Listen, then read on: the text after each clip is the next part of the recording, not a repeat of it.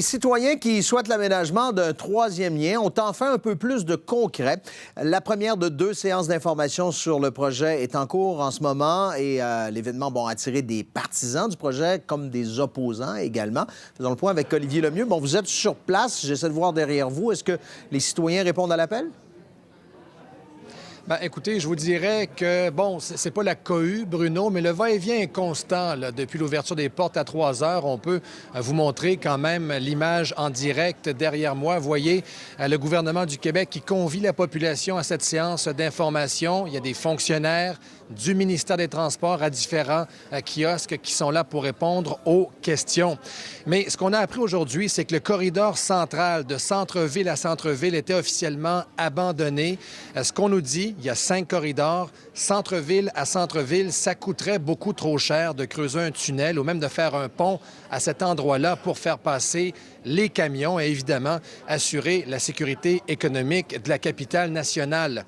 Alors, ça a fait bondir ça tantôt le chef conservateur Éric Duhem qui a réservé, imaginez, une salle tout juste à côté d'où je me trouve pour présenter son projet à lui de troisième lien qui serait, dit-il, le plus réaliste. Et selon lui, bien, on assiste présentement essentiellement à un nuage de fumée pour nous amener aux prochaines élections. On va écouter la ministre des Transports, Geneviève Guilbeault, le solidaire Étienne Grandmont et donc le chef conservateur Éric Duhem.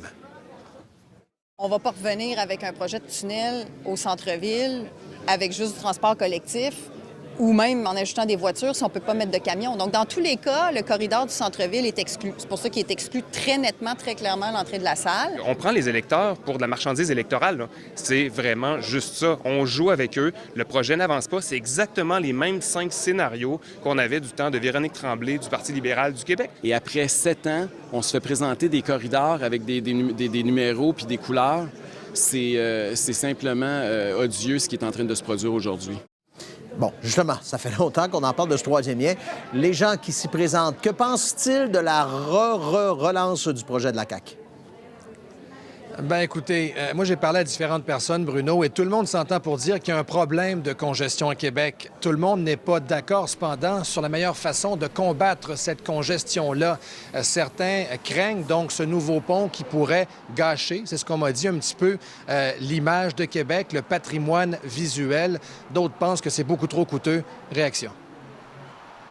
Quand ils nous disent qu'ils vont mettre ça entre la terrasse du Frein et l'île d'Orléans, moi, je trouve qu'il y a quelqu'un qui... Il ne comprend pas le tourisme, il ne comprend pas la beauté des paysages. Ça ne marche pas, cette affaire-là. Je sais pas, mais ça en prend un parce que nous, on vit l'autre côté, puis on sait c'est quoi. On sait c'est quoi le trafic. Ils partent du principe qu'on a absolument besoin. C'est ça le gros problème, c'est qu'on n'en a pas besoin. Donc, à partir du moment où tu penses que tu en as besoin, tu essaies de démontrer que tu as raison. Mais complètement faux comme approche, là. Alors voilà, Bruno, l'exercice se poursuit jusqu'à 20 h. Demain, on transporte tout ça du côté de Lévis. Merci, Olivier.